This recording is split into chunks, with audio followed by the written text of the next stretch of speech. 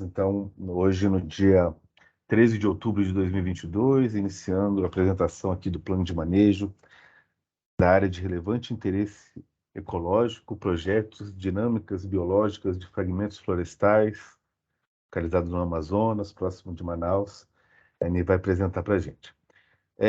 Para iniciarmos, hoje somos em poucos, né, aqui no grupo, mas para iniciarmos, acho que é importante.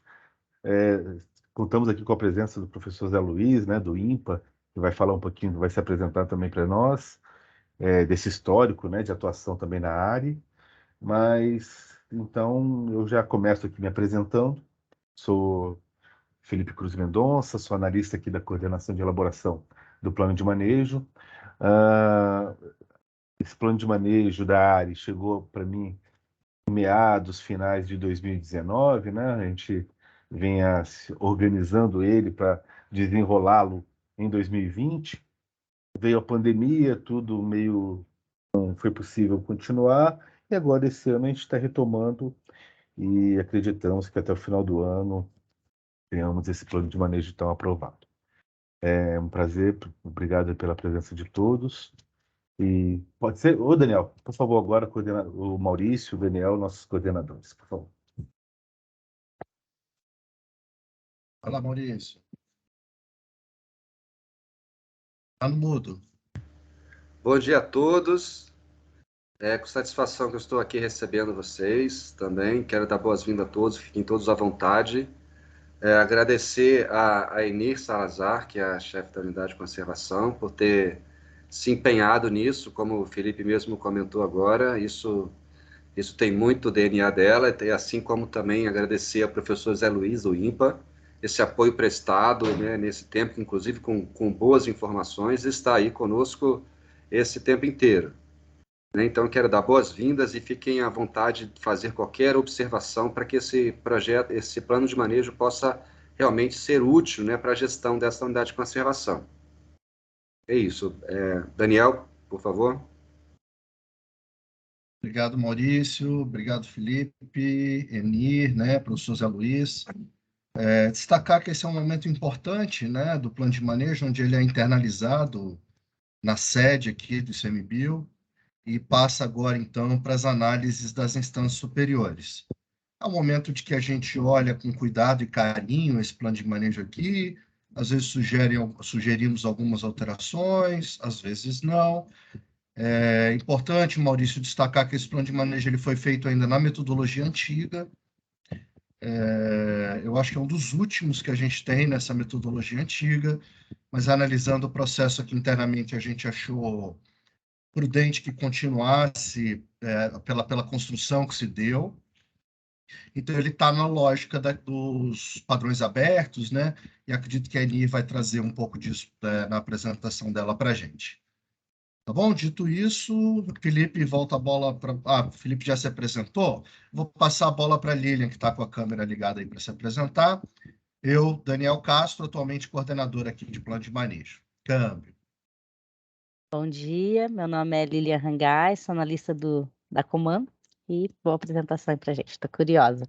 Saudade de Manaus. Valeu. Valeu, Lili. Rafa? Bom dia, pessoal. Ana Rafaela, também sou analista ambiental da Coman. Estou aqui acompanhada hoje. Curiosa para ver como ficou esse plano de manejo. Uma boa apresentação para todos.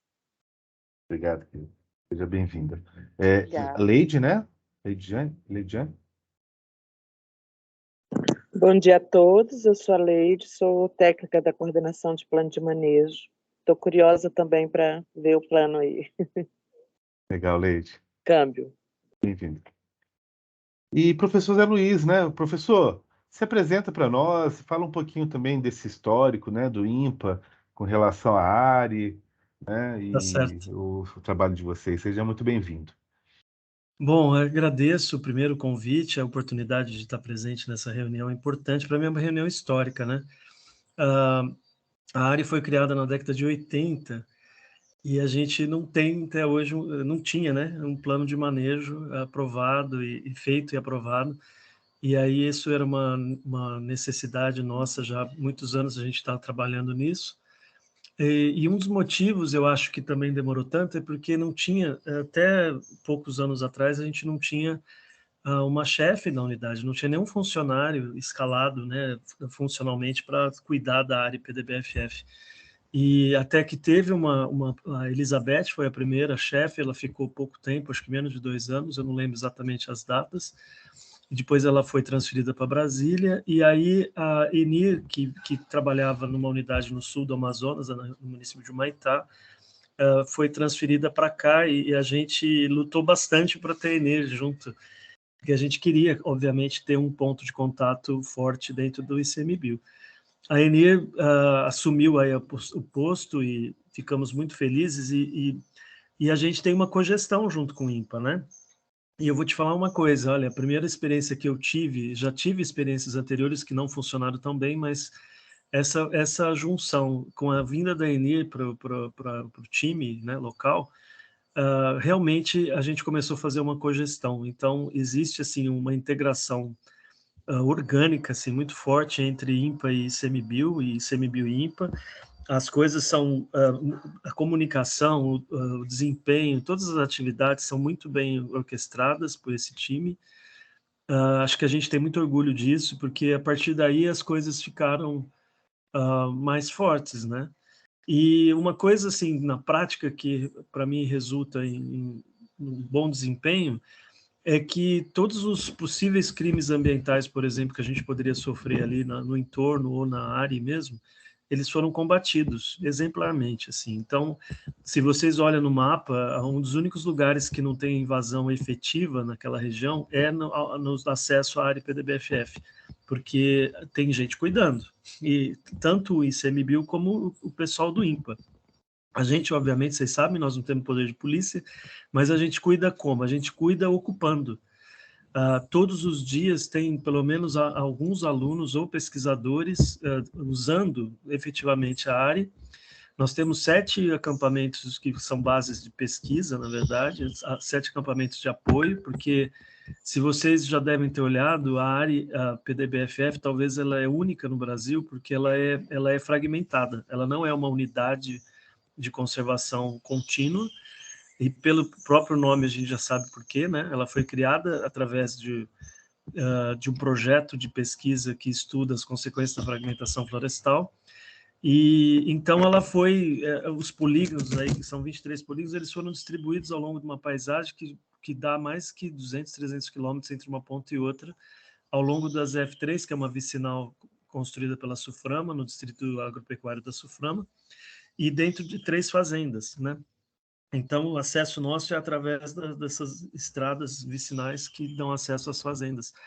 E aí era óbvio que criaram, em 85, se não me engano, criaram uma área totalmente fragmentada. E se vocês olharem nas informações, é uma das unidades de conservação do Brasil que é muito mais bem conhecida, porque a gente começou a fazer pesquisa lá em 79, né?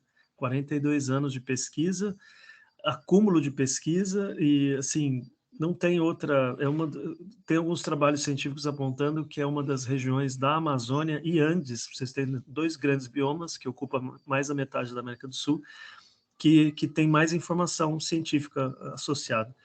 Então, e por quê? Porque o esforço de muitas pessoas, o grupo de pesquisa PDBFF, que é um grupo de pesquisa registrado no INPE e no CNPq, ele conta, é flutuante, mas ele conta ativamente com mais ou menos 100 pessoas trabalhando todos os anos. São 30 e poucos pesquisadores, são 40, 45, até 50 alunos, e mais 12 funcionários do PDBFF. Não estou nem contando o pessoal do ICMBio. Estou falando do pessoal da pesquisa, mais e do treinamento.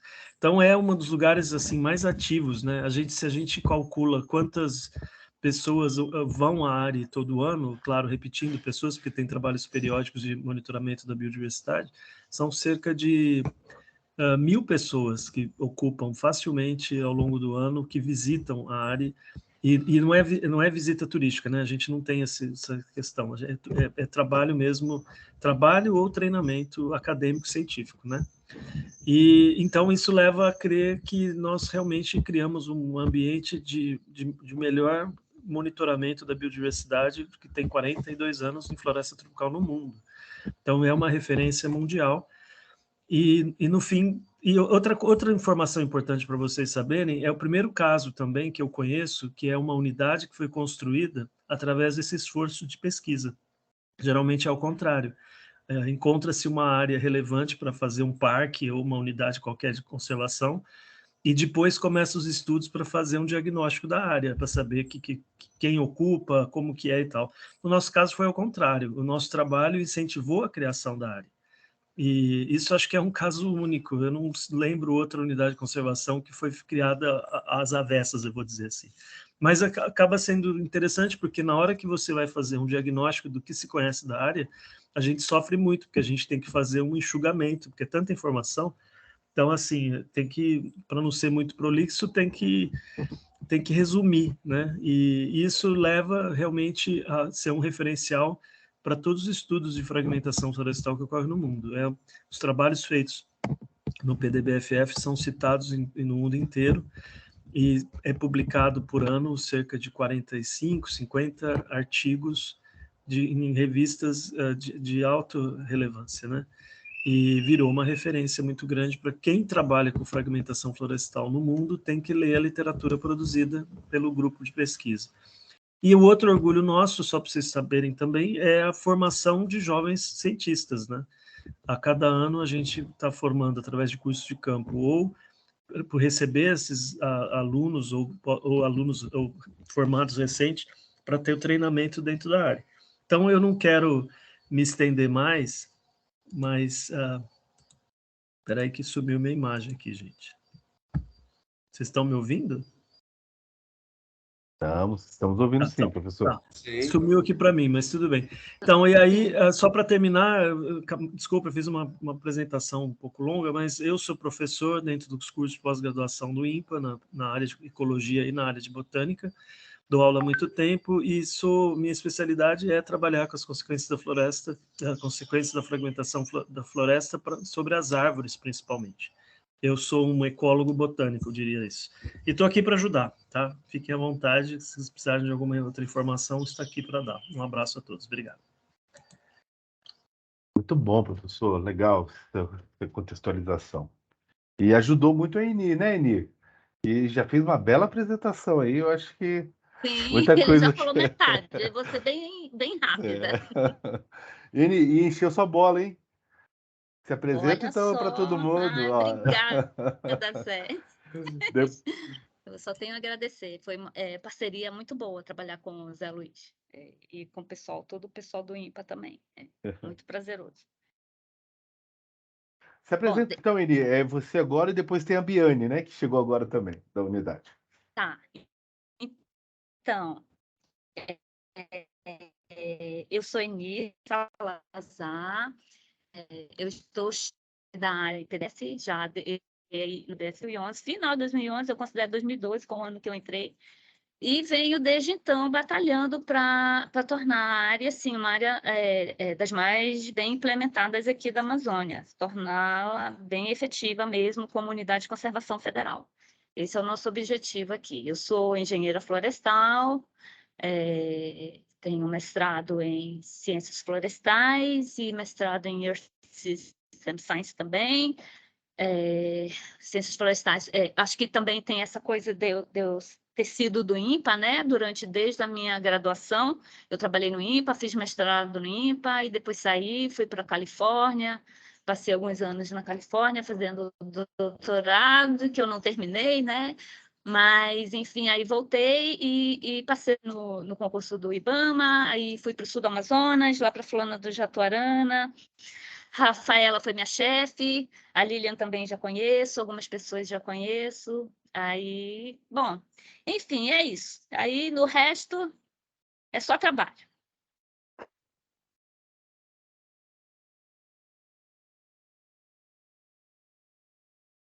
O microfone está desligado.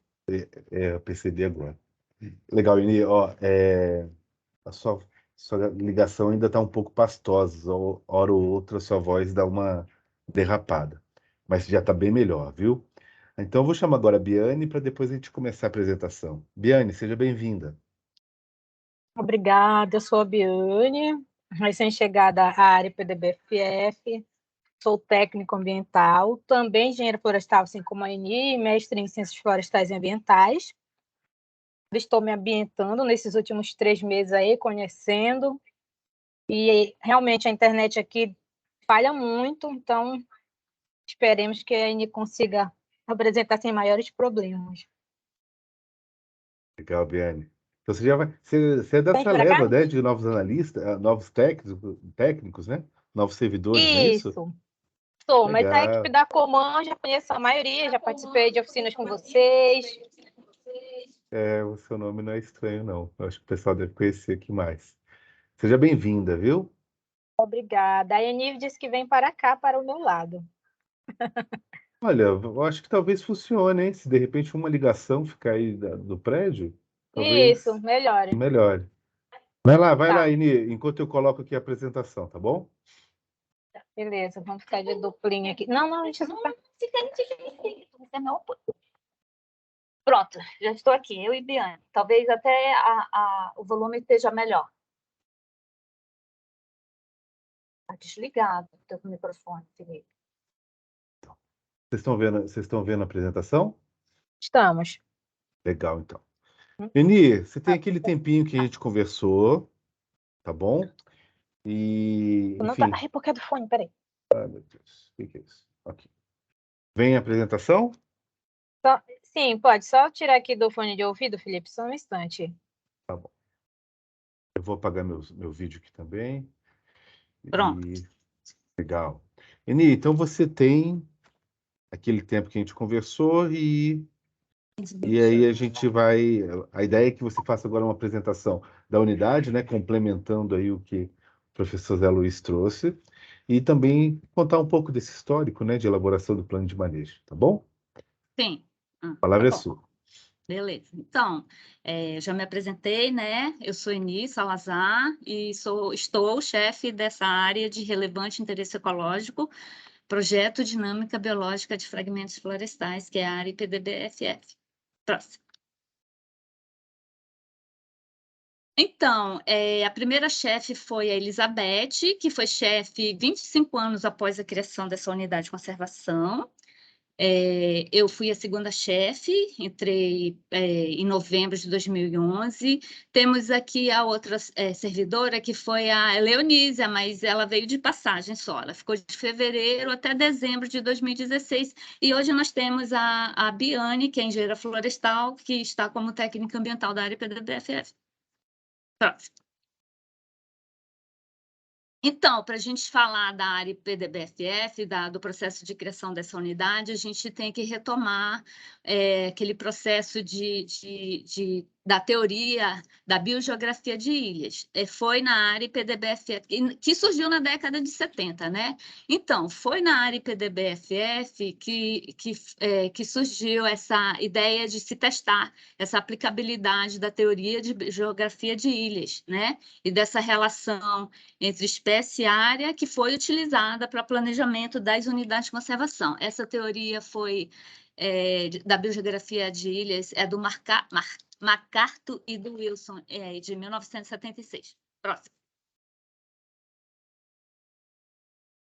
Bom, foi em 1979 que o pesquisador Thomas Lovejoy e o Robbie Biergard, eles implementaram o projeto aqui na região do Distrito Agropecuário da Suframa. Próximo. O distrito na figura a gente pode ver o distrito agropecuário da Suframa é essa parte maiorzinha toda em branco.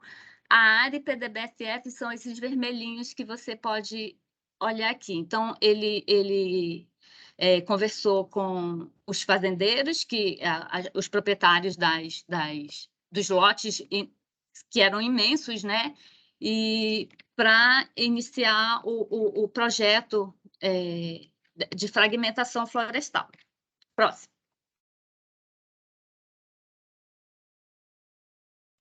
Só retomando, esse projeto está localizado na região de Manaus.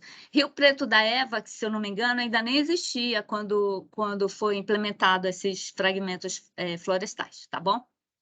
Aí, Inês, só para mostrar, né? Aqui a gente está o Rio Negro, né? Sim, O aqui é o Rio Manaus aqui Negro, Manaus embaixo. está bem aqui, Reserva Duque, você vê um quadradinho todo intacto aqui, é Reserva Aqui, Duque, né? aqui é aham. Aí aqui é o município de Rio Preto da Eva e do lado esquerdo é Manaus. Então, quando a gente vai para a área, quando você vai seguindo, tem horas que você está em Manaus e horas você está em Rio Preto da Eva. Depende da localização, da quilometragem que você está. A maior parte dos fragmentos da área IPDB-FF estão no município de Rio Preto da Eva, somente 4 estão em Manaus, tá?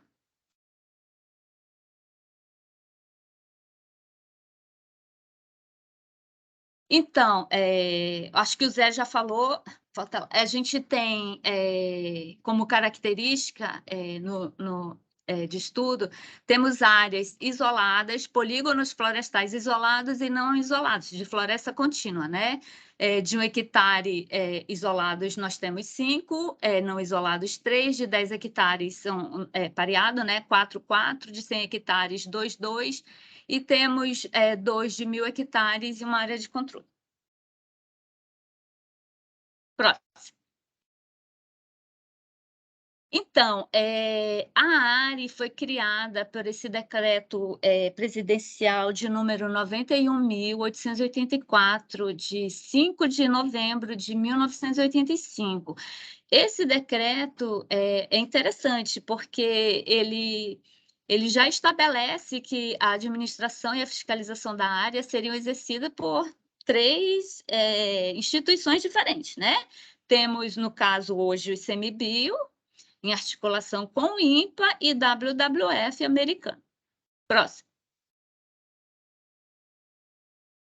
Essa unidade, ela pertence à categoria de uso sustentável, né? E a característica dela é que ela é de pequena extensão, com pouca ou nenhuma ocupação urbana, tem características naturais singulares e abriga exemplares raros da biota regional. Próximo.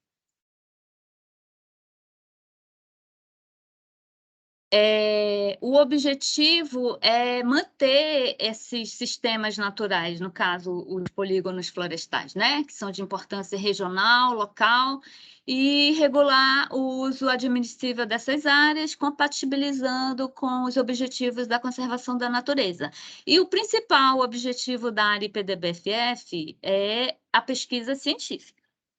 Próximo.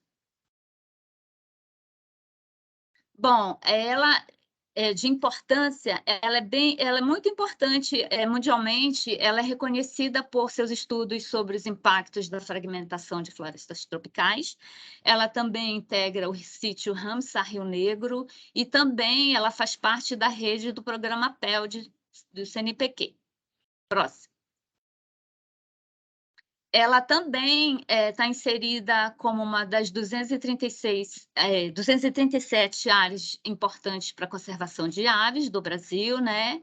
E sendo que essa região da área é uma das mais estudadas do norte do Rio Amazonas, e hoje ela conta com 394 espécies catalogadas. Próximo. Então, por que a gente deve se preocupar com a área? É porque a conservação dela é primordial na ampliação de conhecimento sobre os impactos da fragmentação florestal na fauna, na flora e nos processos ecológicos de ecossistemas tropicais. Próximo. A área também ela faz parte do corredor central da Amazônia, tá? Que está situado no estado do Amazonas. E esse corredor ele é imenso, né? Ele abrange uma área de mais de 52 milhões de hectares, ele engloba 30 unidades de conservação, sendo 14 federais e 16 estaduais e 51 terras indígenas. Próximo. Então, eu acho, o Zé já falou da importância da área IPDB-FF, né? Ela é uma das áreas, uma das unidades de conservação mais estudadas aqui do Brasil. Ela tem mais, mais do que esses números que estão aqui, tá? Aproximados são 270 dissertações e teses de doutorado. Ela tem, acho que até abril tinha 824 artigos científicos publicados. Próximo. esses artigos de revista de impacto científico, né? Mas ela não vive só de glórias. Ela também sofre umas ameaças. Assim, a ameaça de caça, que eu acho que é hiper comum, né? Principalmente da caça esportiva, que são empresários que saem de Manaus e vão caçar lá próxima da unidade, e algumas vezes até dentro da unidade de conservação. Próximo.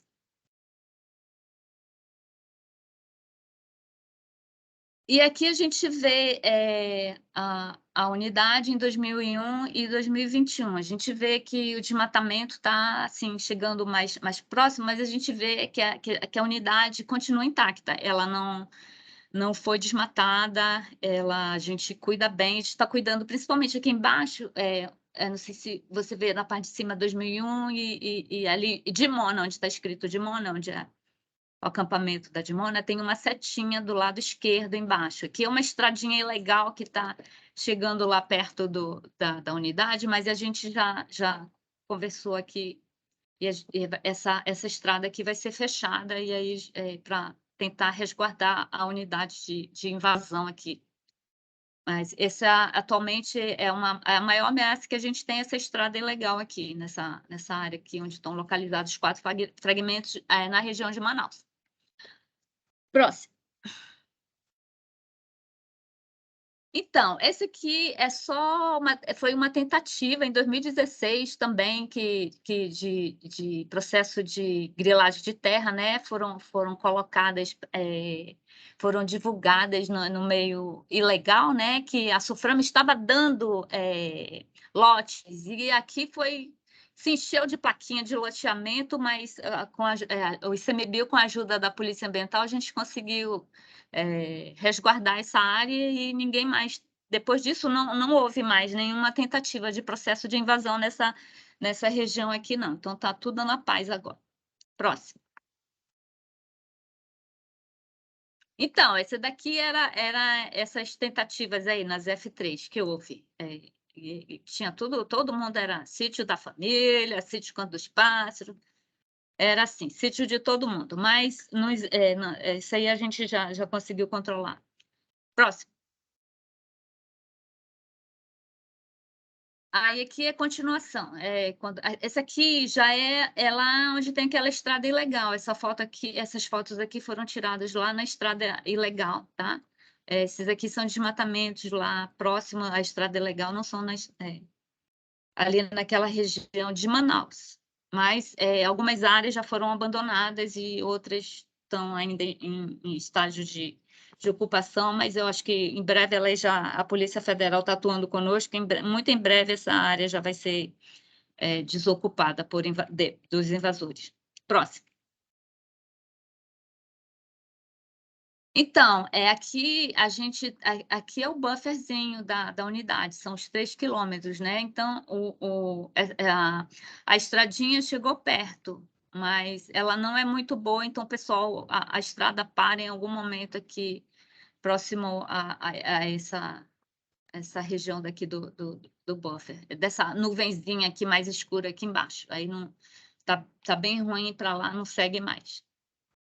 Aí, próximo. Aqui é só uma imagem de drone de uma das áreas que foram desmatadas na área do entorno da unidade, mas como eu estou falando, a gente já vem atuando ali junto com a Polícia Federal, junto com até com o pessoal do IBAMA, a gente vai programar a fiscalização, mas a Polícia Federal já vem acompanhando toda essa grilagem de terra, que é de uma quadrilha organizada aqui. Mas, enfim, vamos. Próximo. Aqui, então, só para vocês darem uma olhada, que essas pessoas, elas não são, assim, coitadinhas, não. Elas ocupam a área somente para vender. Então, a gente anda ali e observa que tem muita área desmatada ali, que é mais ou menos ocupada, e assim, passa um ano e pouco, é vendida. E aqui, olha, à direita, aqui onde tem a Polícia Ambiental, você pode ver, é toda uma estrada ilegal, que infelizmente tem respaldo da prefeitura, que vai lá e reforma a estrada.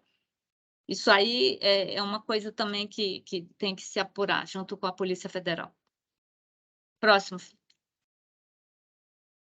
Bom, dentre as atividades que a gente faz, que o ICMBio faz na unidade, a gente faz a proteção, né, por meio dessas fiscalizações, a gente faz monitoramento das queimadas na área do entorno, a gente atua na pesquisa por meio do CISBio, e o INPA faz o monitoramento. O ICMBio vai começar monitoramento de igarapés e de borboletas, muito em breve. Então, a gente já temos uma equipezinha aqui no ICMBio, né? Eu, Biane, e temos o John também para nos ajudar.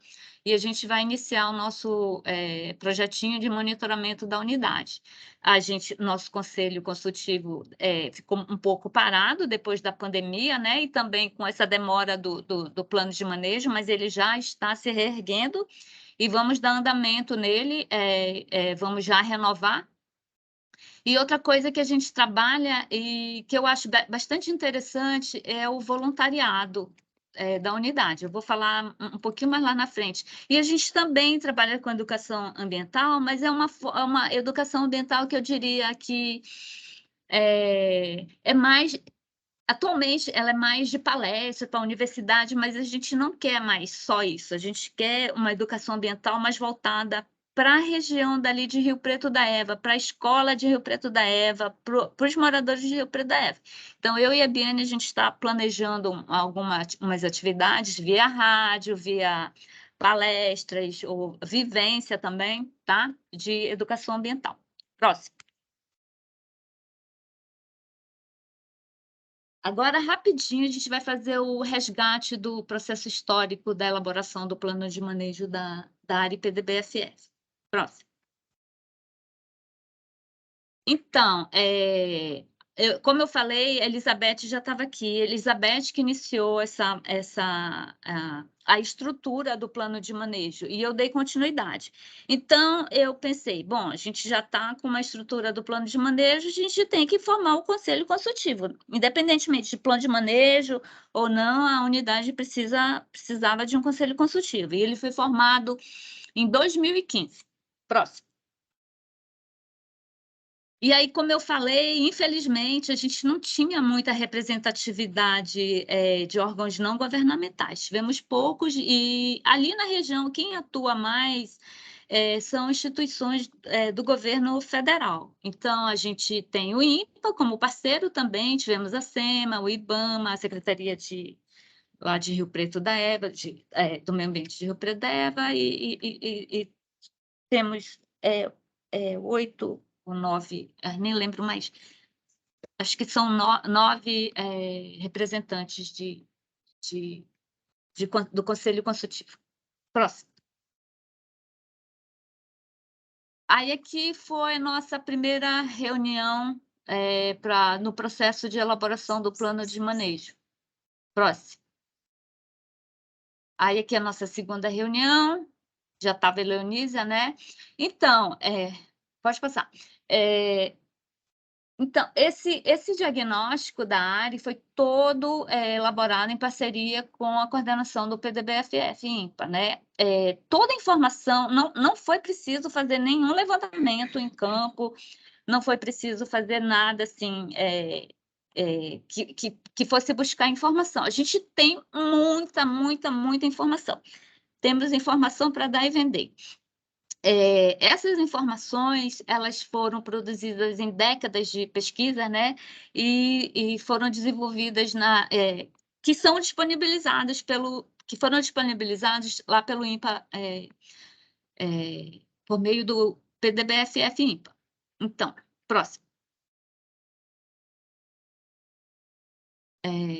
Isso aí eu já tinha deletado. Pode passar. Então, a gente utilizou o roteiro metodológico e não tinha nada para a área E, né? Então, a gente primeiro utilizou, eu e a Elizabeth, a gente utilizou o roteiro metodológico de planejamento de Parque Nacional, né?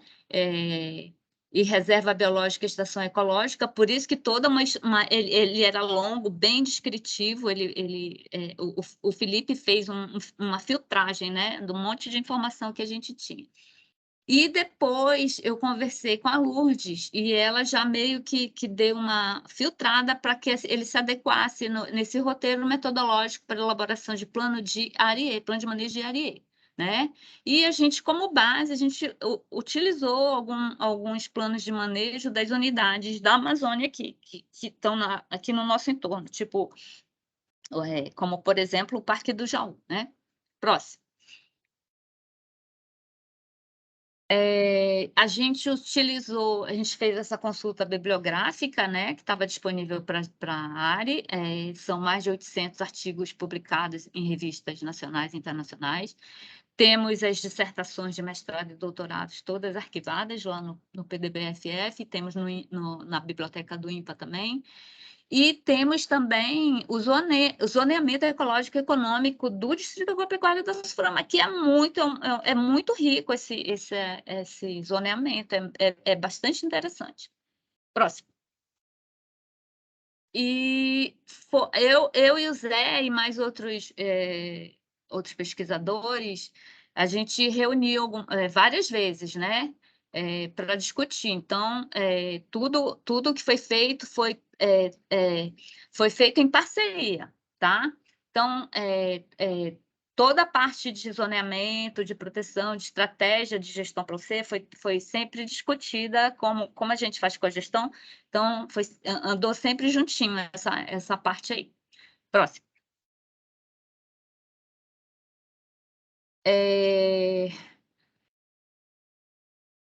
Essa aqui é só um resgate das datas, né? A gente teve mais reuniões do que essa aqui, só que não ficaram registradas.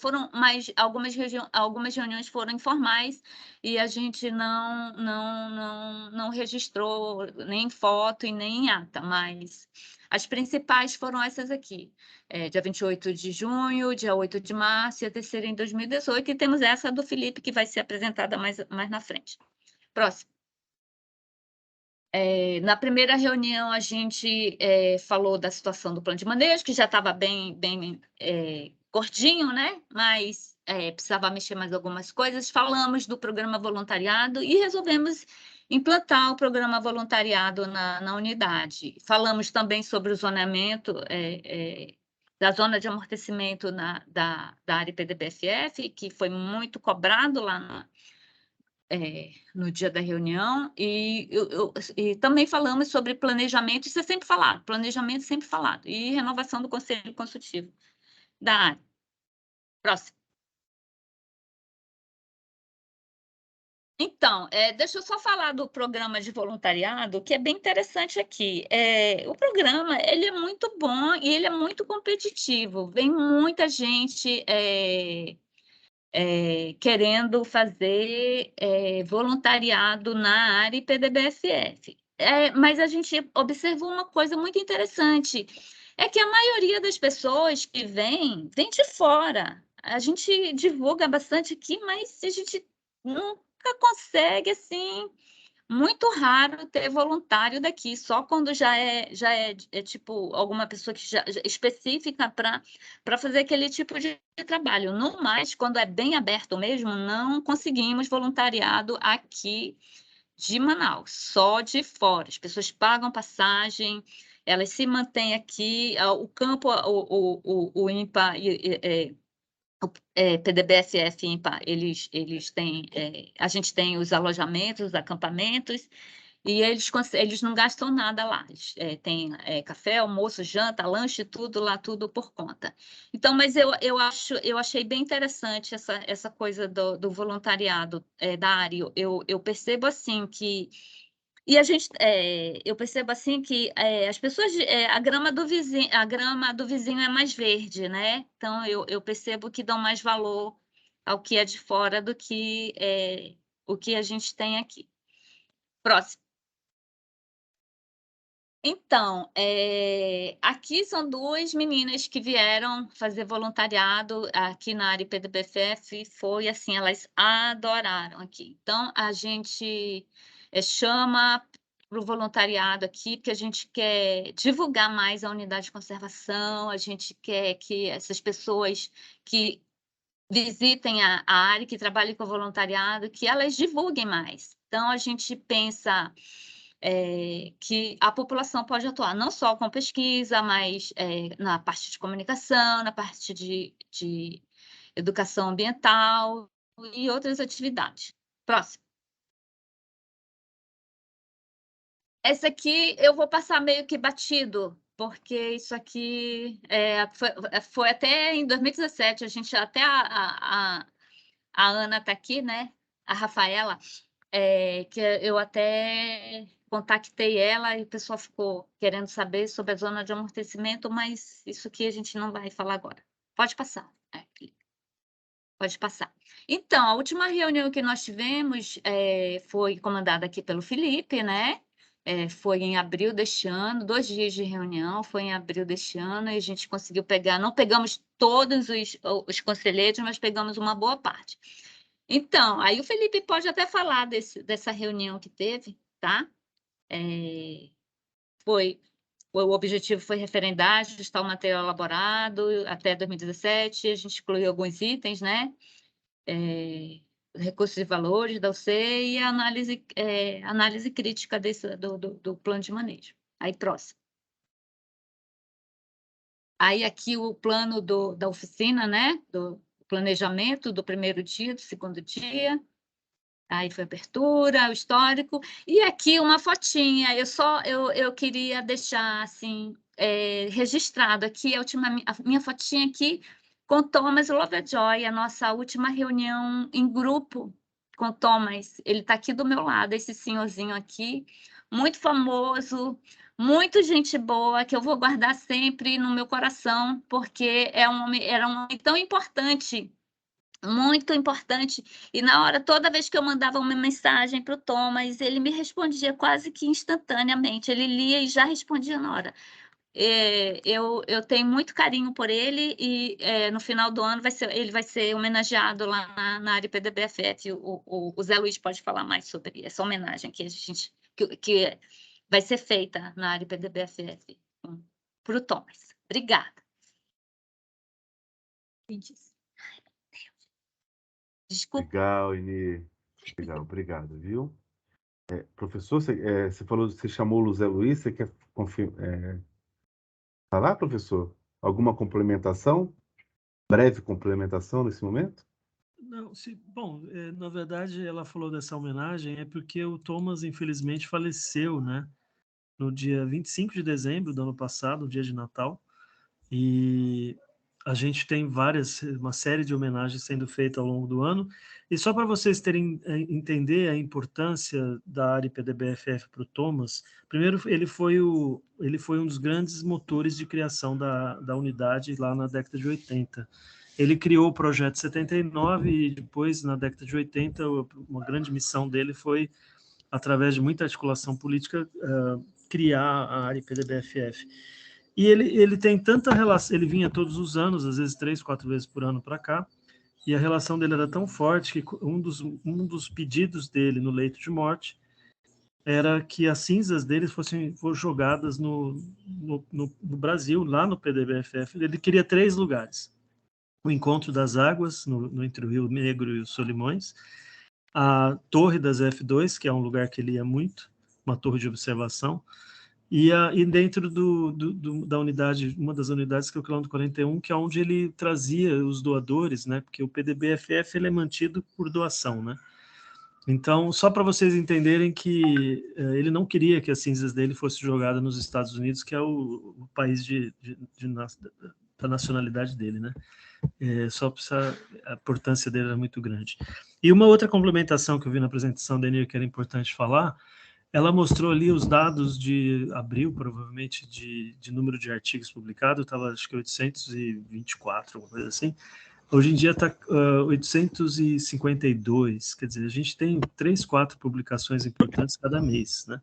E esse número é sequencial, às vezes a gente encontra artigos que foram publicados e o autor esqueceu de colocar o número da série técnica, que é extremamente importante, principalmente para arrumar mais dinheiro para doações e tudo mais, para mostrar que nós somos produtivos. E tem mais de 300 alunos que tese de dissertação. Hoje nós estamos em torno de 325, na verdade. Então é incrível, eu acho isso incrível. Para mim esse é o grande legado. Além de conservar a natureza, o legado é a gente treinar pessoas para conservar a natureza. Então acho que isso é muito importante. É só isso, Felipe. Deixo contigo. Legal, professor. Importante mesmo. Pessoal, alguma questão? Alguém que está acompanhando? Chegou outros colegas, né, no meio da apresentação. Agora estou vendo as pessoas. Tudo bem? Posso avançar, então? A ideia agora, então, é apresentar como é que ficou esse documento, né? Como é que a gente trabalhou esse documento, plano de manejo, tá bom? E aí, pessoal, assim, a ENI trouxe todo esse contexto de como foi elaborado o documento, né, o plano de manejo. E aí é importante, assim, como é que esse documento, então, como é que esse documento chegou, né? Ficou muito claro ali, né, que ele falou, foi um esforço da unidade, né, da primeira chefe, depois dela, né, da equipe ali, de elaborar um documento, e ela chegou isso para a Érica, falou assim, Érica, eu tô com um plano de manejo pronto aqui, vamos aprovar? Foi mais ou menos assim, a Eni me corrija se eu estiver errado. Pelo menos a história que chegou a mim foi assim. E a Érica, então, enfim, chegou a passar o documento para... você lembra com quem ficou primeiro? Foi com a Ofélia? A saudosa Ofélia foi o documento, é isso? Foi com a Leila Inicialmente? Blois, e aí a Leila não pôde, ela foi cuidar de outros planos de manejo, e aí eu tentei a Ofélia. Sim. Mas aí com a Ofélia mais recente, foi um pouco antes da Aí você Ofélia. tentou a Ofélia e acertou o Felipe. Não, aí eu acho que a Ofélia estava com alguma outra demanda, aí eu acho que surgiu tu, Felipe. Sim. Foi Foi. aí que a Érica tinha acabado. Mas também teve aquela moça que trabalhou com Ariê, que ela tinha um roteiro metodológico também. Velha, a Inês. É a Inês. Mas a Inês. Inês, ela começou a nos ajudar e aí ela rapidinho, pum, se aposentou. A gente teve uma reunião, ela disse, aí na próxima, ela disse, olha, eu já estou me aposentando. E aí eu fiquei assim, a ver navios. Você sabe que ela voltou? Ah, pois Agora é, né? ela voltou recentemente. Mas legal. Acho que a Inês não está aqui entre nós, né? Mas dito isso, então, assim, o documento importante, então, depois dessa sondagem, tinha acabado também de voltar de Noronha, né, ou pelo menos tinha um período aí voltando de Noronha. Em 2019, então, a Érica passou para mim esse documento, né, informando, olha, já tem e aí para, né, não desperdiçar o esforço da unidade, né, a ideia era conduzir ali a finalização para a gente finalizar então esse documento. E tudo isso ia ocorrer ali em 2020, né? A gente já tinha até oficina marcada, né, Eni? Era para ser para abril de 2020, aí veio a pandemia, aquela coisa toda, a gente não tivemos condições. E aí, ajeitando agendas, né, da unidade, da Coman, tudo, a gente conseguiu, nesse ano, fazer então essa oficina que a Eni falou lá em Manaus, de 2 dias, né, um dia e meio, onde também foi dado, onde eu tive a oportunidade também de conhecer lá a unidade, né? Uma breve visita lá à unidade. A gente fez essa oficina para consolidar esse documento. Mas para entender como ele ficou, como é esse que vocês viram aí, que eu mandei por e-mail tudo, é importante também entender como é que ele chegou na Coman. Ok? Então aqui vou fazer uma breve descrição de como que ele chegou, né? Então nós tínhamos um diagnóstico, tá? O documento, que logo aí, né, o diagnóstico, uma caracterização da unidade, depois vinha a missão, a visão de futuro, objetivos específicos. Enícia, me corrija se eu estiver errado, tá? Normas, né? Normas gerais e as normas das zonas. Nós tínhamos um zoneamento com 2 zonas, à época, né, antes do nosso roteiro atual, que era a zona de uso especial e a zona primitiva. E 11 programas de gestão, tá? Então, esse é o documento. Isso chegou para nós em 2 volumes, né? O diagnóstico com 150 páginas e o planejamento com 44, ok? Dito isso, então, pegando esse documento, esse resultado, né, e tentando até valorizar esse esforço da unidade, da INI, da ARE, né, do INPA, elaborar, nós tentamos conciliar esse esforço, pegar esse documento, esse esforço da unidade, mas também tentando trazer para uma linguagem mais atual, né, para as orientações institucionais mais atuais, né, ainda que não, repito, ainda que a gente não tenha seguido a IN número 7 de 2017, que é a que está em vigor agora, ok? Nós tentamos ajustar o documento para uma linguagem, para que, ainda que não obedeça a IN número 07 de 2017, ela tem uma forte inspiração na IN 07 de 2017. Tá? E foi por isso que, como que foi concluído, né? E aí a gente seguiu esse fio lógico, digamos assim, né? Onde nós tínhamos uma caracterização, né? Tal qual a unidade fez, né? Com ajustes, tudo. Mantivemos, né? A missão e a visão de futuro da unidade, tá? E depois nós trouxemos, né, os recursos e valores da área, né? Meio trabalhando um pouco do que a gente chama, né, de recurso e valor fundamental, mas também dialogando bastante com o que o Sanji traz, ok? Então, aí é trazendo próximo aí dessa orientação institucional que temos hoje, né? Posteriormente, né, fizemos uma análise, estabelecemos as estratégias, uma análise desses recursos e valores, estabelecemos a estratégia e, por fim, definimos o zoneamento e normas, tá? E aí o documento ficou em um volume com 76 páginas, tá? Então é esse documento, e aí também eu acho que também agradecer aí a confiança do professor Zé Luiz, da INI, por, né, um certo até desapego, né, com relação ao documento que foi elaborado lá, e eu acho que eles entenderam essa necessidade de trazer para uma linguagem mais atual, com as orientações institucionais mais atuais, então eu acho que foi um trabalho também, eu agradeço aí a confiança de vocês para a gente tocar da forma como foi feito. E aí, a partir de agora, eu vou apresentando, então, cada uma dessas etapas a partir da missão da área, ok? Então, a missão da área, ela já tinha sido definida lá anteriormente pela unidade, mas na oficina agora desse ano, nós olhamos para ela de novo e reformulamos, né? E aí ficou a preservar e pesquisar a integridade do sistema florestal experimentalmente fragmentado e suas bases de comparação de floresta de terra firme intactas adjacentes, assim como divulgar os conhecimentos adquiridos para diversos públicos, contribuir para a formação acadêmica e profissional em geral e subsidiar a elaboração de políticas públicas. Enfim, eu acho que a gente não tem, né, a gente não vem trabalhando com esse termo missão, né, que dialoga muito com o nosso propósito atual, mas eu deixo, a princípio, eu vou deixar aqui para a gente, se tiver alguma sugestão, eu não consigo ver, viu, pessoal, se tiver alguma... Eni, se você puder acompanhar aí para mim, se tem alguém com a mão levantada que gostaria de opinar sobre. Tá, estou acompanhando aqui, a Gorete. A Gorete? É. Oi, Gorete, por favor. Pessoal, não sei se você me vê, acho que eu tô em 2 computadores, né? Eu tô falando pelo celular aqui e assistindo pelo computador.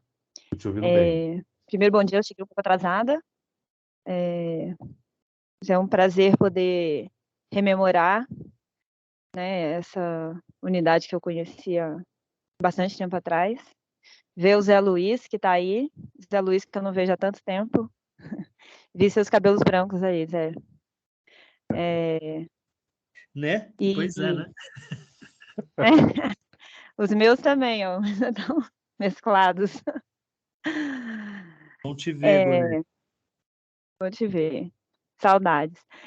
Em relação a essa missão, eu achei ela um pouco complexa aqui nesse sistema florestal experimentalmente fragmentado e suas bases de comparação de florestas de terra firme intactas adjacentes. Eu não tenho uma proposta aqui agora, né? Mas eu achei uma frase longa e um pouco complexa, para dar uma... Talvez vocês pensarem numa simplificação, assim, de palavras mesmo, não que diga a mesma coisa, mas de uma forma mais palatável. Eu achei meio complexa essa frase, né? E também aqui no e profissional em geral e subsidiar a elaboração de políticas públicas.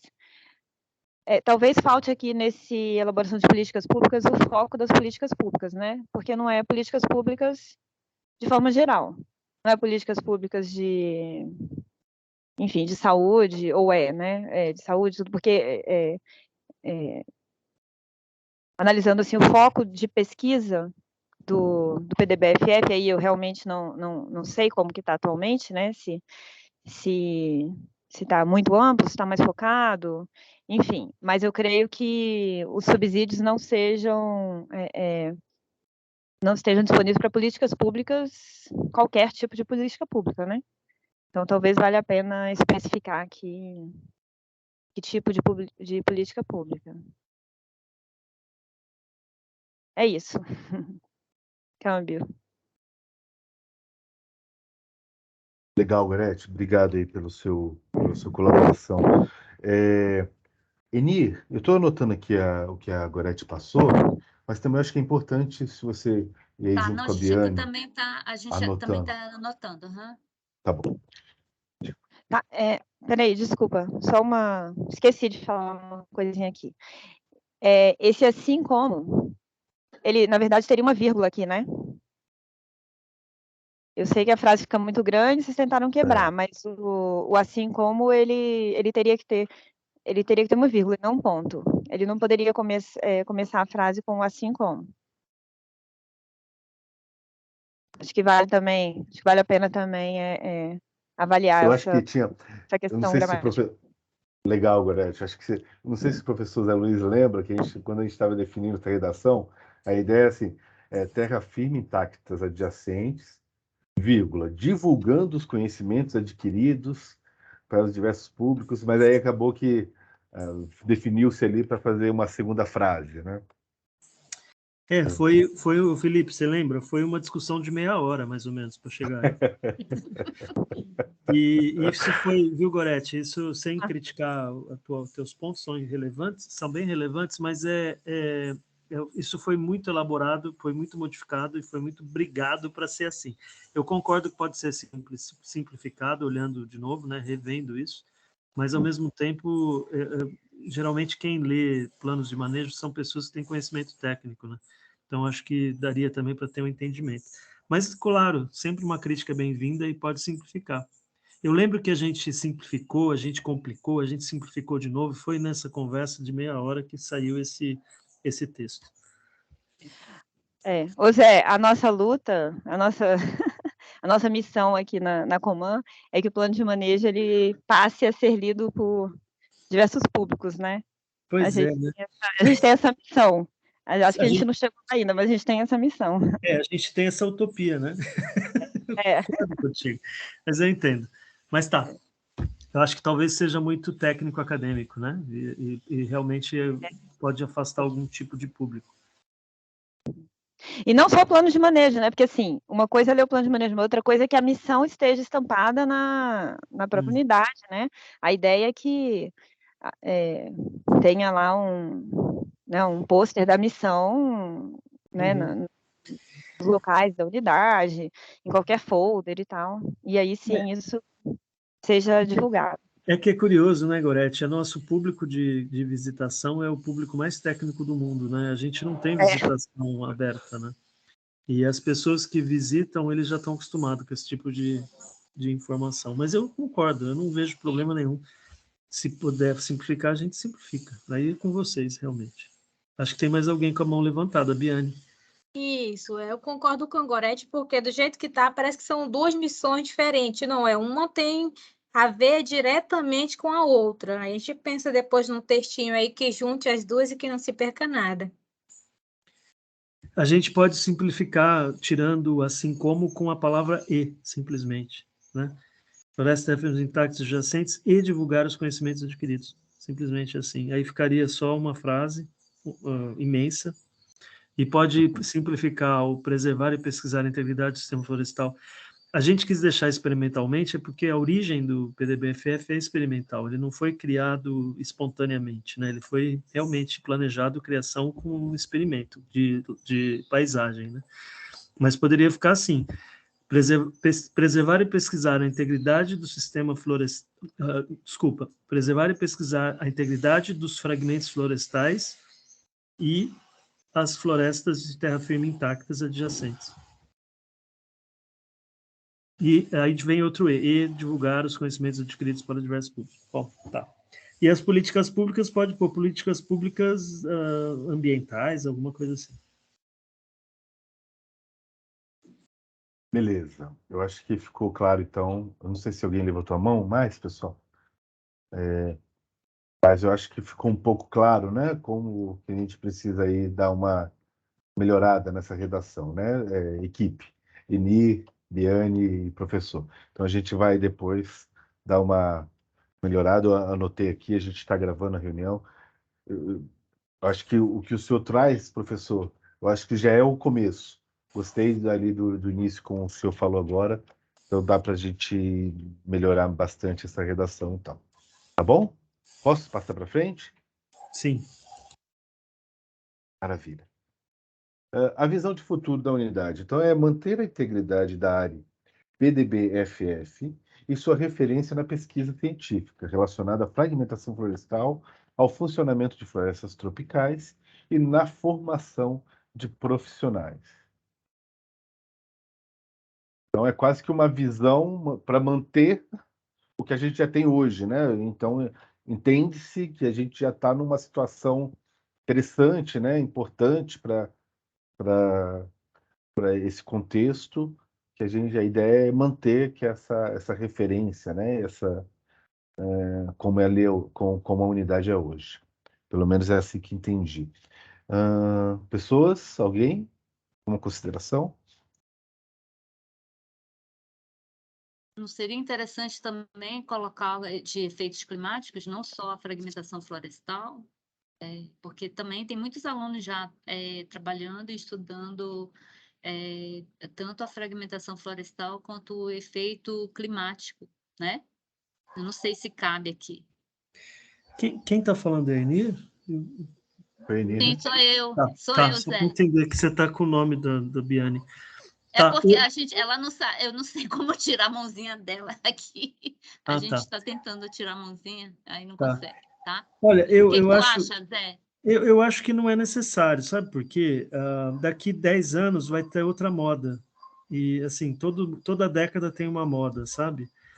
E a gente não é que não seja relevante, claro que eu estudo mudanças climáticas globais, né? O efeito das mudanças.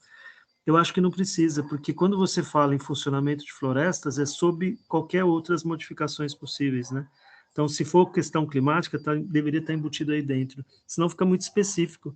Aí, daqui 10 anos, a visão do futuro vai ficar... Assim, eu acho que a visão do futuro vai ficar cada vez mais caduca se a gente especificar muito. Porque daqui 10 anos vai faltar uma moda, vai faltar palavras-chave que é importante na década que vem, entendeu? Então, acho melhor deixar um pouco mais amplo, assim, ou menos específico, para a gente não caducar tanto a missão a cada 5, 10 anos. Sei que tem que rever, né? Planos têm que ser revistos sempre, mas eu deixaria assim. Eu acho que está até enxuto, tá ótimo. Alguém mais, pessoal? Levantou a mão? Você está vendo aí, Biane? Eni? Não, é que a gente está tentando tirar a mãozinha aqui. Deixa eu ver se eu consigo, então. Deixa eu ver se eu consigo. Acho que eu Tira. consigo Não tem fazer. ninguém, Felipe, só a gente só está tentando tirar a nossa mãozinha. aqui. Eu acho que eu consigo tirar a mão de você. Por favor. Eu tenho ideia que talvez eu Olha aí, ó, consiga. minha mãozinha. Ó, baixar a mão. Ah, Aqui, tá ó. aqui. Aê. É porque a Isso. gente clica aí e não aparecia as Sim. opções. Tá, agora a gente já sabe. Legal. Obrigada. Joia. Então mantém. Ok. Se não tiver mais nenhuma consideração, a gente pode manter assim. Pode ser? Vamos em frente? Se tiver alguém. Dore 1, dore 2, dore 3. Vamos em frente. E aí, nós definimos, então, os recursos e valores da unidade, que foram definidos como sendo 5, né? E é justamente isso, N, né? Como a gente já conversou, agora nessa rodada do Sanji que está rolando, né? É importante que o Sanji esteja dialogando com esses recursos e valores aqui do plano, né? E o primeiro recurso e valor é que a gente chamou de paisagem experimental, né? E assim descrevemos. A área PDB-FF surgiu a partir de uma discussão científica na década de 70 sobre a aplicabilidade da teoria de biogeografia de ilhas e fragmentos florestais. A teoria examina a relação entre riqueza de espécies e as áreas da ilha ou fragmento, sendo utilizados para o planejamento de unidades de conservação. Portanto, sua paisagem fragmentada é a razão de existir da unidade, gerando estudos sobre impactos causados pela fragmentação da floresta amazônica, sobre uma grande diversidade de grupos: árvores, aves, primatas, pequenos mamíferos, insetos, dentre outros. Tá? Essa foto aí é da época da criação, né, Eni? Né, professor? Essa foto aí, né? Ela é do começo da década de 80, essa foto. Interessante. E constantemente a gente mantém essa paisagem fragmentada, né? A gente faz, é isso? A gente faz a limpeza das áreas. É assim, porque foi criado numa situação isso daí, as fazendas foram criadas para criação de gado, né? E só que elas entraram em colapso até 88, elas realmente, porque tinha subsídio do governo Sarney até 88, aí o subsídio foi cortado e elas colapsaram, porque elas na verdade viviam do subsídio. Elas não eram produtivas e não são até hoje. E aí as áreas de pastagem foram abandonadas e criou-se uma vegetação secundária muito forte, que a gente chama capoeira, né, localmente. E aí, hoje em dia, para a gente manter os fragmentos isolados, a gente tem que fazer o corte, pelo menos uma faixa de 100 metros dessa floresta secundária, e para manter o fragmento isolado, porque senão ele perde, na verdade, a validade de experimento de isolamento, de fragmentação. Então, tem esse trabalho, a gente não contava com esses gastos e tudo mais, porque se as fazendas tivessem dado certo, isso daí seria sempre mantido como pasto, e os isolamentos seriam mantidos, obviamente. Mas não aconteceu isso. Então a gente tem que fazer a cada 5, 6, às vezes 7 anos o corte, porque a capoeira cresce muito rápido. Muito bom, muito bom. Acho que esse recurso e valor, né, perdão, quase falei fundamental.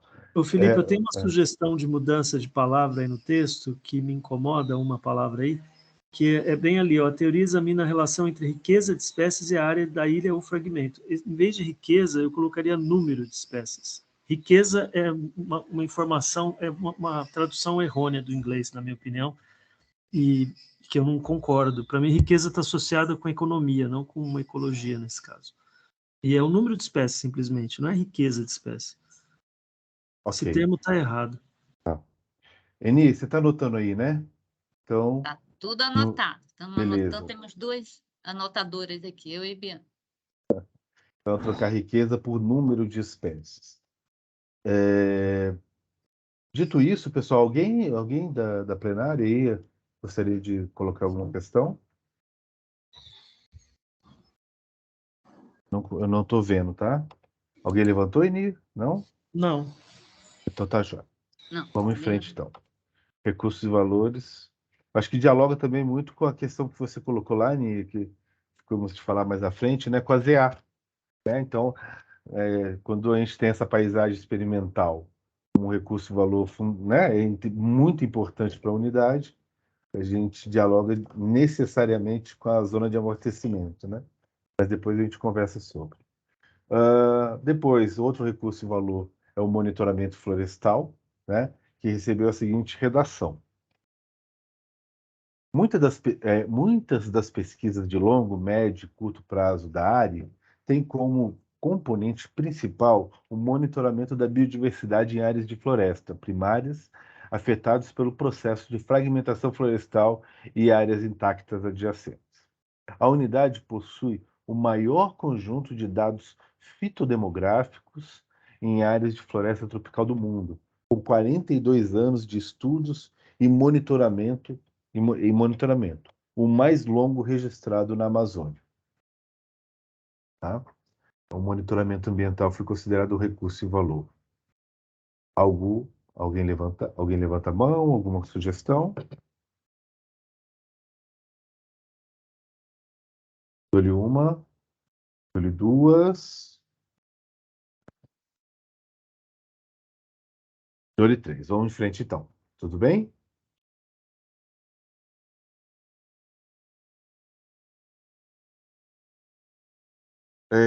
Recurso e valor da unidade, conhecimento. Desde 1997, todas as pesquisas realizadas na área passaram a ser registradas e catalogadas. Até a presente data, 848 artigos científicos foram publicados e 284 dissertações de mestrado e teses de doutorado foram defendidas. As pesquisas são realizadas por alunos de iniciação científica, mestrado, doutorado e pesquisadores, e, quase sempre, geram publicações em revistas científicas especializadas, livros, dissertações, teses e apresentações em congressos científicos. Conhecimento, né, que dialoga muito com a questão do monitoramento ambiental, enfim, mas entendeu-se ali como duas coisas diferentes, como a redação deixou bastante claro, né? Ô Felipe, a única coisa que eu chamo a atenção, eu sei que aquele número 8 deve estar chamando a série técnica, talvez, eu não sei. Mas antes da publicação do plano de manejo, eu acho que esses números poderiam ser atualizados pela data que for publicado, entendeu? Porque os 848 até está próximo do número, eu acho que agora é 852. Mas o 284 está muito baixo, eu acho que é mais de 300. Por algum motivo deve estar tendo... A gente atualizou a série de teses e dissertações há pouco tempo, há um mês ou dois atrás, e eu acho que esse número poderia ser só atualizado, tá? Felipe, a Gorete quer falar. Oi, Gorete, por favor. Oi. Bom, a minha sugestão é apenas colocar não sei se chamaria de qualificador aí nesse conhecimento, no sentido de talvez colocar a geração de conhecimento, alguma coisa nesse sentido, porque conhecimento em si é o que é um RVF da unidade, quer dizer, a unidade tem um conhecimento? Não, né? Ela é um locus para a geração de conhecimento. Conhecimento está nas pessoas e não na unidade. Então, a unidade é o local onde é gerado, a partir, né, de várias estratégias, é gerado um conhecimento. Então, tem que colocar enfim, sugiro colocar aí geração de conhecimento ou alguma coisa que dê esse entendimento. Legal, Gorete, bem apontado, viu? Não sei se é que registra aí, viu, Eni? Essa questão da geração de conhecimento é importante mesmo. Me parece fazer sentido, né? A gente precisa fazer esse ajuste. O Daniel quer falar, Felipe. Opa, Daniel, por favor. Então, a minha sugestão é em relação a esses números. A impressão que dá é que na assinatura do plano de manejo ele já vai estar pelo menos esse RVF, um número defasado. Se a gente não poderia trocar por centenas, e aí ficava uma coisa que ainda perduraria um tempo, já que é um número que as pessoas conseguem acessar se quiserem ele exato, né? Uma sugestão, câmbio. Se eu não me engano, né, Eni, esse link aí, esse 8, se eu não me engano, é um link para acessar esses artigos científicos. Tem esse hall, né? Ele é constantemente alimentado, é isso? Tem um link, acho que sim, acho que já está pronto, né, Zé? O link do número das publicações. Sim, olha, o que eu não sei o que o 8 significa, mas tem o site, né, que está sendo atualizado, sei lá, regularmente. Então, a gente pode botar o link direto lá para o site, que fica lá do PDBFF. Eu tenho a impressão que esse, né, é o link, que é justamente isso, porque o documento, por mais que a gente fale de números ou deixar em centenas, como o Daniel sugeriu, que pelo menos a gente não perca essa informação, que o leitor possa buscar, né? Essa informação atualizada. Uma sugestão, porque por isso que a frase começa com até a presente data, né? Que seria a data da publicação do plano de manejo. E aí, obviamente, que esse número vai sempre ficar defasado conforme vai passando o tempo. Talvez a redação pode ser mudada com a sugestão que o Daniel deu, que fala até a presente data, centenas de artigos e teses e dissertações foram finalizadas, e colocar entre parênteses um hiperlink, alguma coisa para chegar na informação das séries técnicas que tem no site, que está na internet, entendeu? Talvez isso, eu não sei se funciona dessa maneira, ou então, entre parênteses, ver e coloca o link do site do projeto. Porque aí, obviamente, quando a pessoa está lendo, ela vai clicar no link e vai sempre ter um número atualizado. Beleza. Se eu não me engano, é realmente esse link aí, eu não estou com o documento aqui aberto, não consigo abrir, mas justamente esse link... Eu coloquei a imagem aí do link que está no plano de manejo.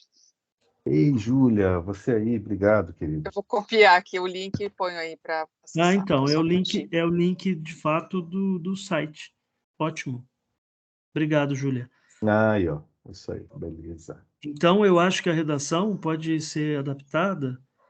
A minha sugestão é que coloca centenas de artigos científicos e teses e dissertações foram finalizados, alguma coisa assim. Ok. Sabe que verbo usa aí. Beleza. E aí coloca entre parênteses o link do site. Esse link que a Júlia colocou aí no chat. Maravilha, maravilha. Mais alguma coisa, pessoal, com relação a esse recurso e valor? Vamos em frente? E aí a gente vai fazer esses ajustes, a Eni e a Biane estão anotando. Só te atualizar aqui o horário. Opa, 11h30 a gente já vai demorar mais não, pessoal. O outro recurso e valor também foi chamado como pessoas formadas e habilitadas, né? Que é um pouco do que o professor Zé Luiz levantou com tanto orgulho, né? Merecido orgulho. Né? O número de pessoas, então, a redação ficou: o número de pessoas formadas e treinadas na área chega a aproximadamente 1.300 pessoas. É um dado que vai desatualizando também, né? Então, ficar atento a isso.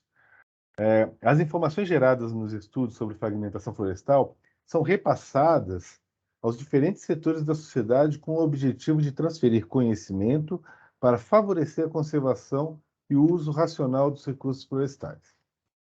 Na área BDBFF, são realizados cursos específicos de várias instituições ao nível de graduação e pós-graduação, e cursos específicos organizados e executados por colaboradores associados ao BDBFF INPA, destinados a treinar futuros profissionais, estagiários e voluntários para atuar em diferentes campos de conhecimento relacionados ou não com a fragmentação florestal. Alguma consideração, pessoas?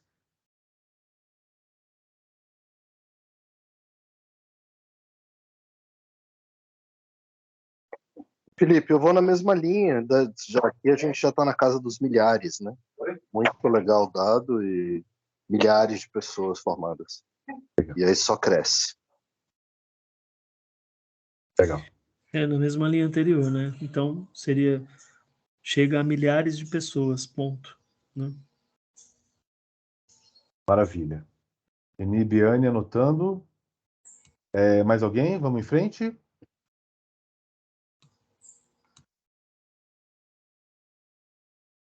Então tá. Outro recurso de valor foi a referência em estudos da floresta tropical,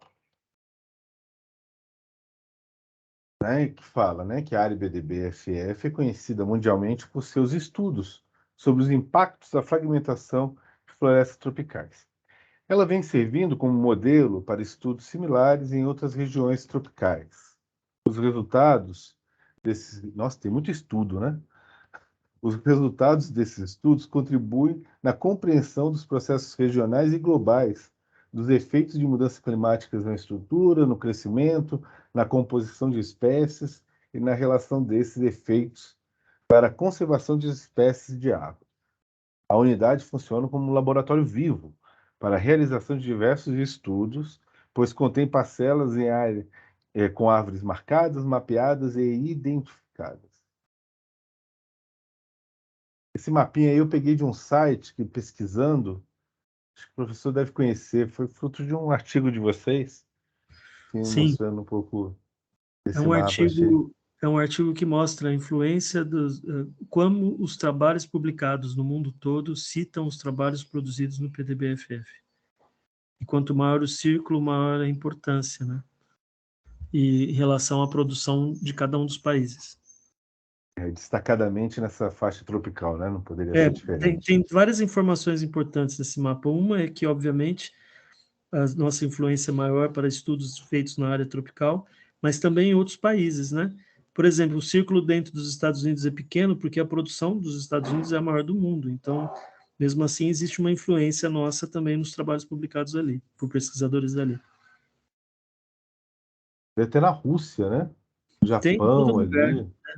Coreia, não sei se é Japão ou Coreia, enfim. Legal. Alguma questão, pessoal? Acho que a redação, lendo assim, me soa estranho algumas coisinhas, mas eu acho que a gente pode... Tem uns problemas aí. Essa coisa de gerúndio é meio chato, né? Ela vem servindo, né? Ela serve, né? Tem que ser afirmativo. Ela serve como modelo. Ela é quem? A área? Ah, tá. É ela, tá. Tá, pode ser melhorado. Pode, né? Tudo bem, pessoal? Alguém levantou a mão? Alguma questão?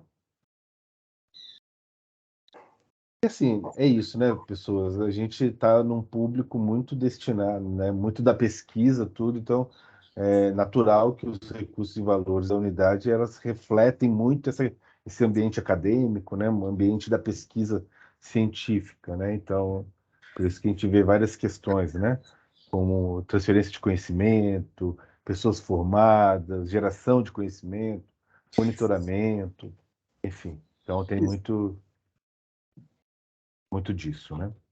Só volta um pouco lá, Felipe, por favor. Qual, esse aqui? Não, no que você estava, você pulou para trás aí. Eu pulei para trás.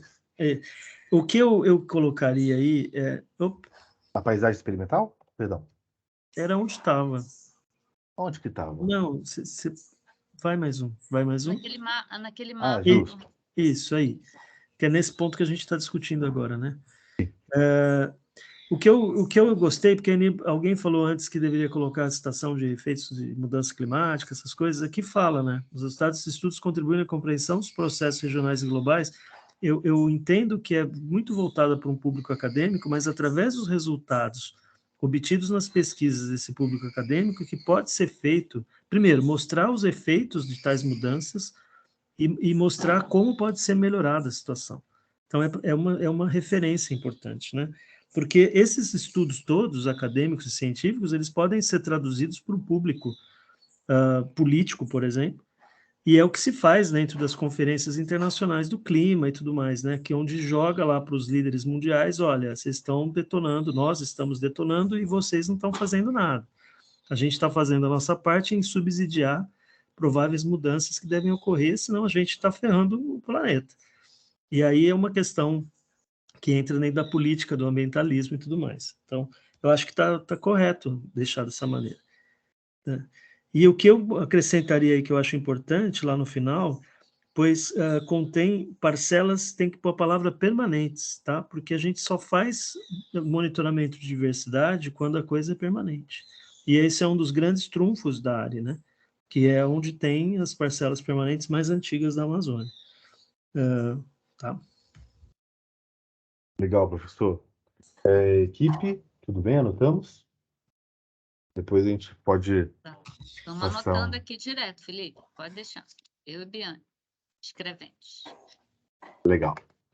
Então, vou para frente, pessoal. Então, depois do recurso e valor, aí a gente fez, eu não vou, eu imagino que não é nesse momento, né? A gente fez um pouco do diagrama, né? Onde a gente analisou todo o recurso e valor, né, da unidade. Então, eu não vou me dedicar aqui à leitura disso, eu acho que não é o caso, né, pessoal? Nas outras apresentações a gente não vou ver, não sei, agora fiquei, agora me escapou. Mas, enfim, a gente fez mais ou menos como a gente já faz hoje, né? Ameaças, estratégias, a condição atual, tendência, esse aqui da paisagem experimental, do monitoramento florestal, da geração de conhecimento agora, né? Da referência em estudos tropicais e pessoas formadas e habilitadas, né? Então, muita questão passando por questões de recurso, né, professor? Recursos, a necessidade da fiscalização, da zona de amortecimento, enfim. Acho que a gente vai ver melhor aqui, aonde? Nas estratégias, né, como a gente vem fazendo hoje, a gente pegou todas essas estratégias e distribuímos nessa tabela, né, na plenária, em abril desse ano, a gente definiu ali entre os participantes o que seria de alta, média e baixa prioridade, né? E as três ações mais importantes, né, para o contexto dessa unidade foi, como está aqui, né, definir a zona de amortecimento da unidade, né?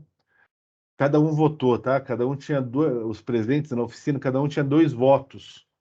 E aí votar, pegar de todas as estratégias, que eram 10 estratégias de todos os recursos, cada um votou lá em dois votos, né?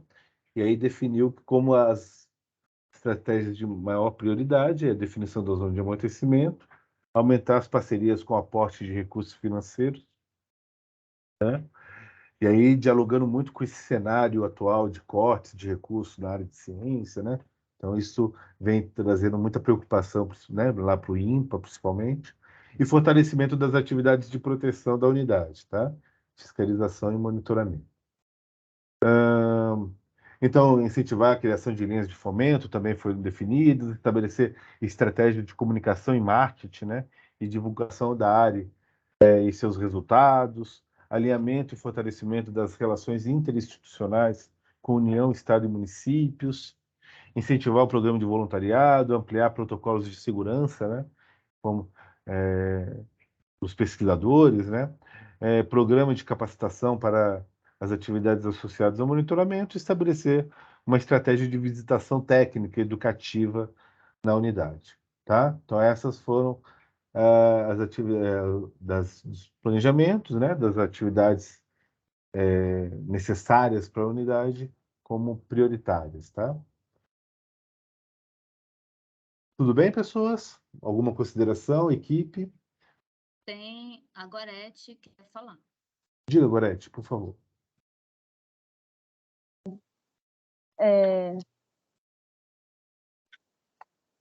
Felipe, eu vi aqui, né, que vocês usaram, você disse desde o início que não está seguindo a IN7, e aí vocês fizeram um pouco de mix, mas no final das contas, aqui nesse planejamento, tudo até então estava seguindo o formato, quer dizer, quase tudo, né? Não tem significância, né? Mas tem RVF e até o título aqui, análise de custos e valores fundamentais, priorização, o diagrama é igual, só que ao invés de adotar planejamentos e necessidade de dados de planejamento, vocês adotaram estratégias.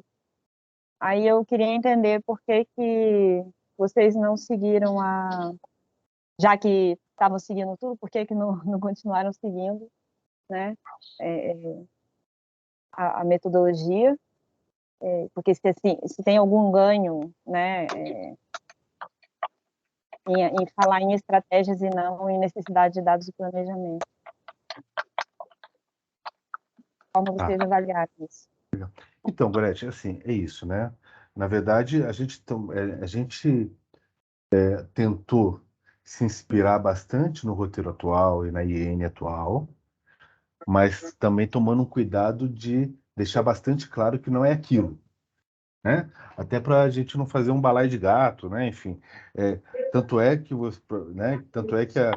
a diagramação do documento é diferente das diagramações padrões que a gente está fazendo agora. Então, assim, eu tentei deixar bastante claro, né? Não falar de recurso e valor fundamental, apenas falar de recurso e valor, dialogando, né, bastante com o Sanji. Então, assim, a gente tentou ter esse cuidado de não, enfim, não misturar muito, sabe? Assim, deixando claro. Com relação aqui às estratégias, realmente a gente não teve essa questão de falar de necessidade de planejamento e dados, porque a gente não trabalhou assim na oficina. A gente teve lá os recursos e valores, a gente teve as ameaças e falou, olha, e aí, qual é a estratégia? A pergunta foi essa, né? Qual é a estratégia para a gente atacar essas ameaças? Então, a gente não focou muito na questão realmente do planejamento, né? Do nosso cardápio lá dos produtos e serviços do ICMBio, né? Então, a gente deixou...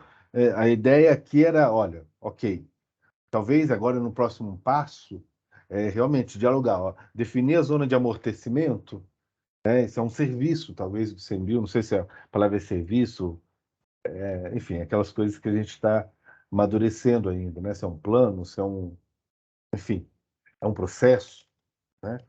Então, é isso. A gente neste momento, a gente não teve esse cuidado e também a gente não achou necessário ter esse cuidado, tendo, tendo, tendo por base de que a gente não estava seguindo a IN 07, tá bom? Não sei se isso agrada, não sei se isso responde o que você me perguntou. A Júlia quer falar. Oi, Júlia. Oi, bom dia a todos. Então, na verdade, eu queria falar sobre isso, que eu venho escutando em várias falas que a gente não está seguindo a IN 07, mas a gente está seguindo a IN 07. Lá tem nos dispositivos finais e transitórios, ele abre a possibilidade da gente seguir a outra IN 29. Então, eu acho que só uma questão de discurso, porque soa que a gente está fazendo algo que não está normatizado, e a gente está seguindo a normativa, né? A gente está seguindo a instrução normativa 07. Nessa mesma instrução normativa, ela abre a possibilidade da gente fazer conforme os outros roteiros. Então, acho que a gente só teria que falar que a gente não está seguindo o roteiro.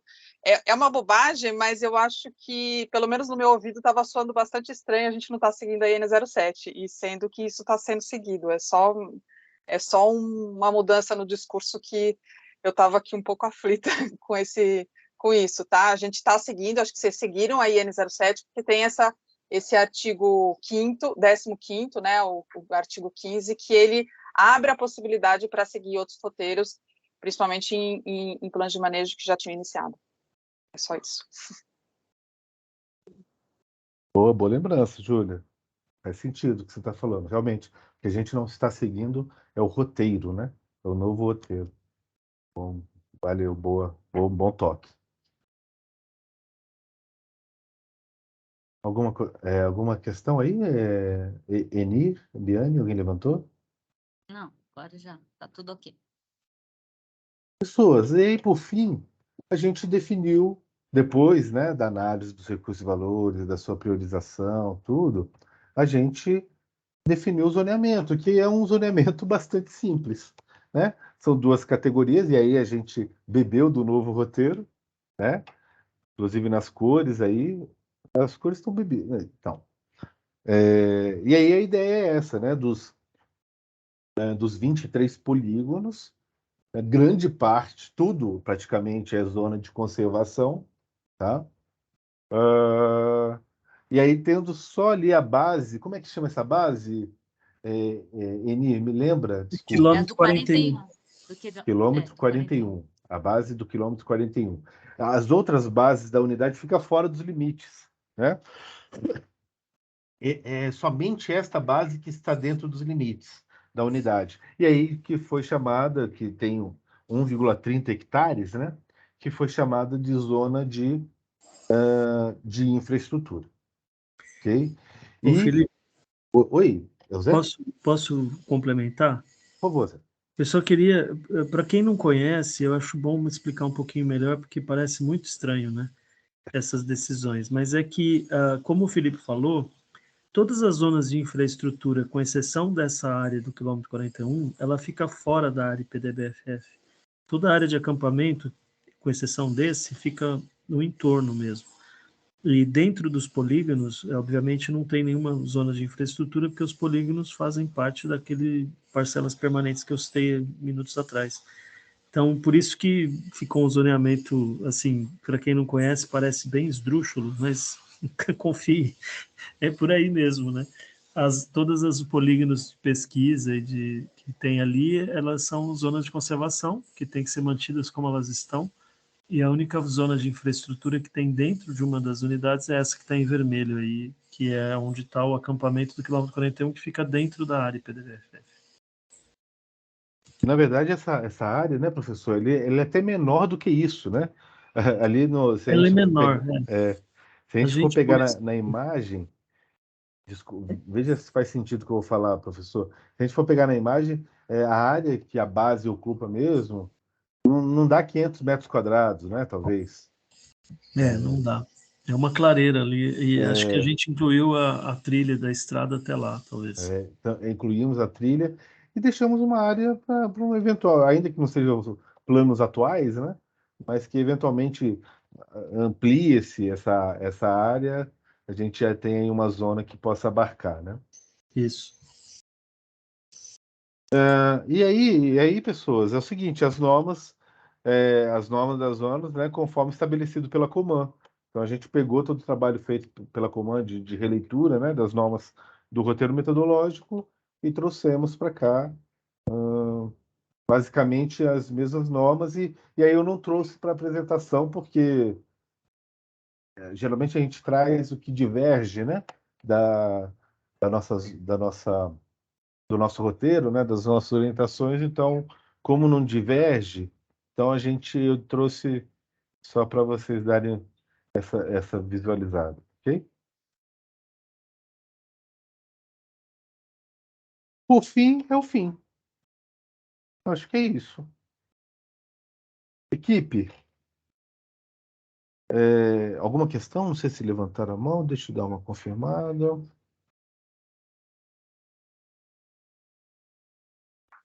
Júlia, Júlia, por favor, Júlia. Então, tem no documento, né, tem uma parte na situação fundiária que fala da zona de amortecimento. E eu estou entendendo que a unidade não tem zona de amortecimento. Então, nessa frase, talvez seja importante esclarecer que é em torno, né? Não sei se você vai entrar nesse aspecto, se vai ser falado sobre isso, que aí eu fiquei na dúvida sobre essa questão, por que foi utilizado o termo zona de amortecimento. Exatamente. Como você viu, eu não terminei a apresentação, né? Desculpa, eu não tinha entendido. Desculpa. Não, eu tinha terminado. Não, Júlia, eu estou brincando com você. Eu tinha terminado e tinha esquecido de falar sobre isso. E é justamente por isso que eu vou chamar a Enir agora. Enir, fala um pouquinho da gente da ZA, das tratativas. Bem lembrado, viu, Júlia? Obrigado. A ZA é fundamental para essa unidade, e aí a gente, desde já, precisa começar a pensar como estabelecê-la, né, nesse contexto de tudo que vem sendo tratado. Obrigado, Júlia. Eni, fala um pouquinho para nós. Então, a gente está com aquele problema lá da Suframa, né, que licitou as áreas ali, inclusive tinha licitado a unidade de conservação também, e a gente teve que ir lá e abrir o processo está em andamento, eles disseram que tinham retirado, né, a unidade de conservação da licitação lá da Suframa. Engraçado que eles lembraram da unidade de conservação estadual e não lembraram que existia uma unidade de conservação federal, sendo que nós vamos direto lá na Suframa. E eles esqueceram de nós, né? mas o processo já está lá dentro e assim, na área ali onde está localizado os fragmentos em Manaus, a gente já tem uma boa relação ali com o fazendeiro, né, o seu Galdino, e a gente está de boa ali com a área ali. A gente está aguardando para ver nas outras áreas se elas já foram licitadas ou como é que está a situação e quem é que vai, caso seja licitada, alguém pegue alguma área daquela, a gente tem que conversar com a empresa, né, ou com a pessoa física que licitou. Mas isso é conversa, mas o processo já sobre isso já está lá na SUFRAMA. Isso foi feito junto com a pessoa responsável lá junto ao INPA, que é o responsável pelas reservas. Então, ele cuida não só das reservas lá do INPA, e a ARI também não deixa de ser responsabilidade do INPA. Então, quando a gente faz esse movimento, nós fazemos em conjunto. Não é só ICMBio que trata da parte da unidade, é INPA e ICMBio. Então, mas isso a gente já está com o processo. O processo já está andando. Eu vou até pedir para o Rubenildo dar uma olhadinha para ver o que tem já, e eu te repasso essa semana.